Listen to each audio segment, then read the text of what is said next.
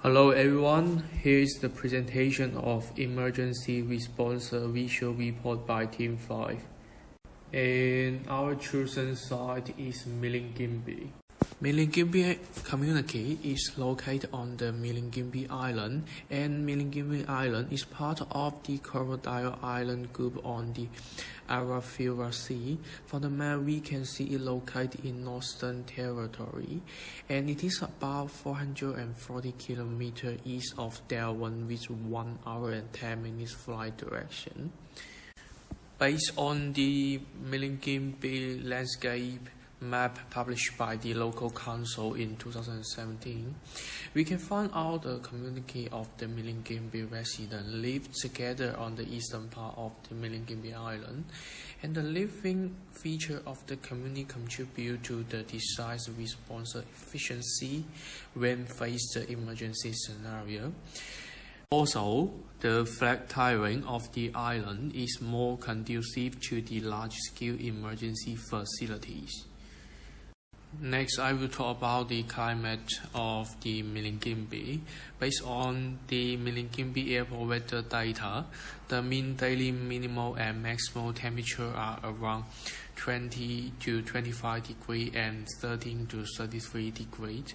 In Milingimbi, the raining and cyclone season run from November to April. The opposite way, the drought season starts from May to October. The extreme seasonality in Milingimbi may influence the functionality of the design in different seasons. Hence, the design shall consider the different emergency scenarios in each season. The Milingimbi Island's important bird area comprises 94 kilometers of the land in Milingimbi. The area is traditionally owned by the Aboriginal, and the shorebird is one of the most important birds in this island. And the ground tree is one of the most common trees in Milingimbi. Cyclone is one of the potential dangers may affect Milingimbi in each year. In the February 2015, the cyclone lamps was crossing Milingimbi and resulted to the environmental damage and up-road tree as well as sculptural damage to services houses. Cycling lamp will cause problems. In life, this emergency disaster can break infrastructure and roads, which leads to water and electricity shortages, and problems with food supplies for the people living here. In addition to psychological trauma, especially among children. On the economic aspects, in addition to the economic loss caused by the destruction of infrastructure, many companies are affected, leading to higher unemployment.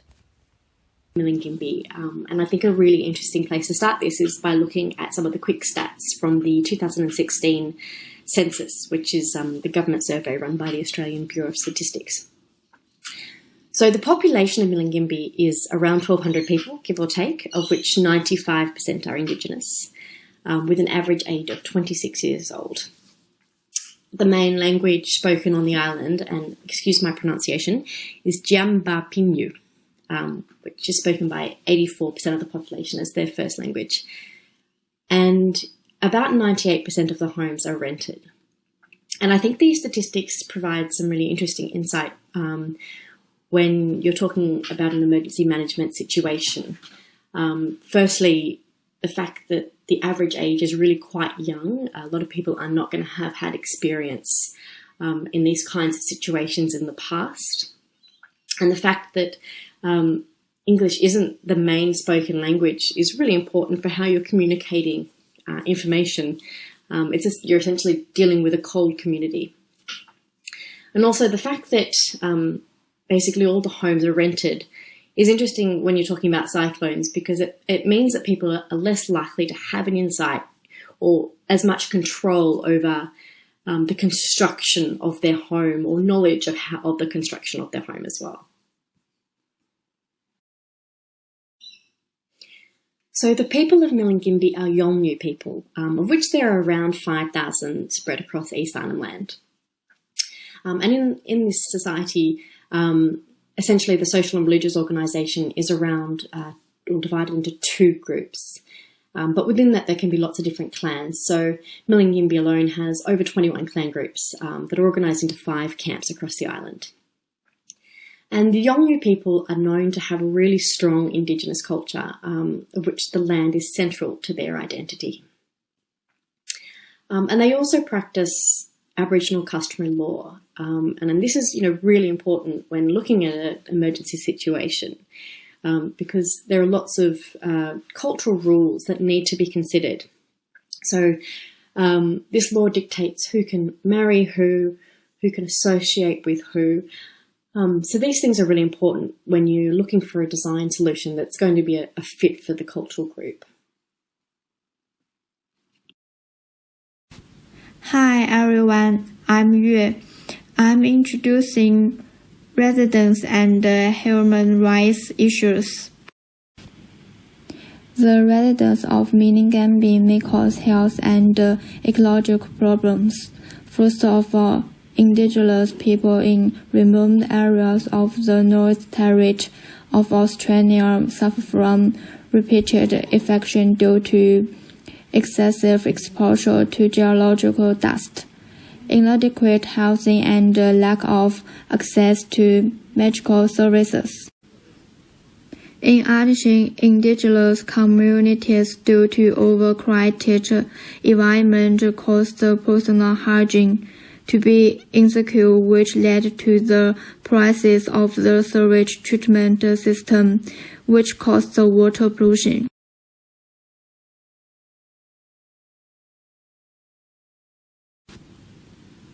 Australian Aboriginal communities in the Northern Territory, including the Milingimbi community, have caused a series of problems due to long-term alcohol abuse. Domestic violence have been long-term problems. High levels of iron are found in the water of the Milingimbi community, which encourages iron bacteria in the environment to form biofilms in the peppers and increases the chance of pathogens. There are the causes of chronic disease in Milingimbi community for a long time.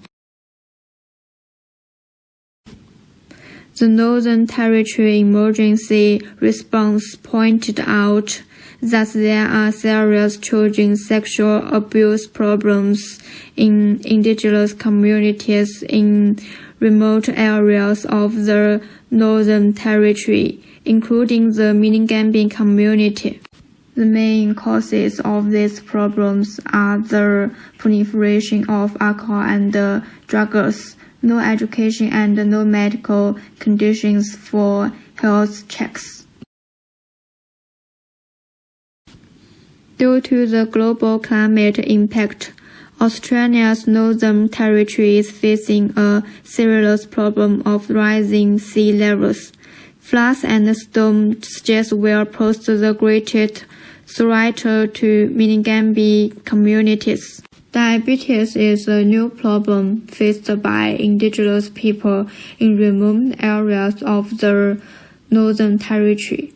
According to the latest research in 2015, Indigenous people in remote areas of the Northern Territory have a high incidence and diabetes and its complication and an earlier age. Compared with no Indigenous Australian Aboriginals are still a disadvantaged group, and their health status is poor. Similarly, the Milingimbi community is also facing the problem of diabetes. This is our reference list. This concludes our presentation. Thank you.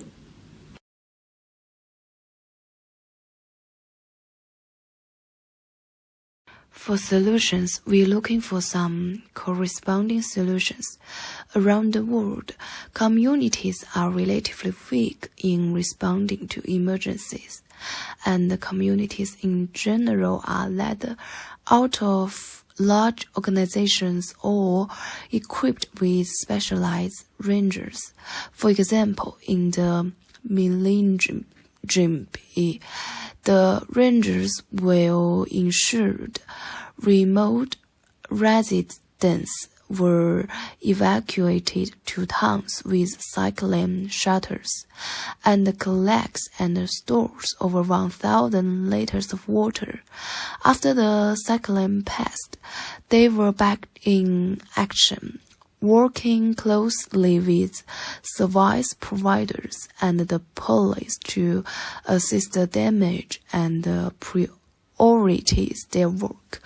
They cleaned trunks, took water and fuel to remote homelands, and ensured generators were working, and removed trees from power lines so power could be restored as soon as possible.